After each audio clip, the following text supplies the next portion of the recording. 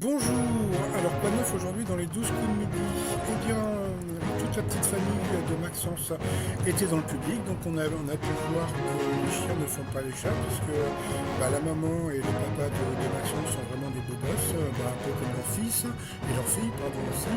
Donc au coup d'envoi, la question un steak bleu était plus ou moins cuit qu'un steak saignant, donc c'était moi. Vous aviez donc le très très très sympathique Patrick de Suisse qui a eu cette question en échange de quoi GZ propose-t-il à leurs fans de gagner des places à vie pour leur concert puisqu'il fallait devenir vegan. Mais c'est que pour les Américains, donc c'est pas pour tenter le coup.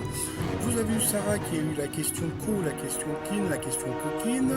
Alors, d'après un sondage, quel pourcentage de femmes déclarent avoir été pleinement satisfaites sexuellement par tous leurs partenaires? Donc c'était que 25%. Après, vous avez eu plein d'ambiance avec le petit poussin qui est venu distribuer des chocolats et danser avec Jean-Luc Reichmann. Vous aviez donc Valentin qui a eu cette question: pourquoi la quiche Lorraine a-t-elle une très mauvaise réputation aux États-Unis? Parce qu'elle n'est pas assez virile. À part la France, dans quel autre pays champion du monde de foot puissent-ils leurs origines? Donc c'était l'Argentine.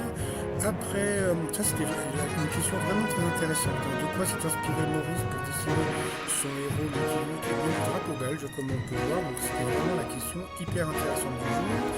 Ensuite, pour Sarah, comment la plupart des dyslexiques voient-ils les lettres? Et bien 3D.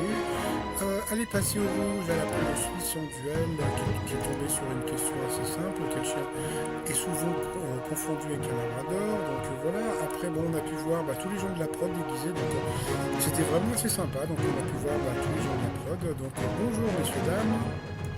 Après, on a pu voir qu'en coup par coup, Maxence savait ce que c'était qu'une girafe. Donc on voit bien qu'il ne suce pas que des glaçons.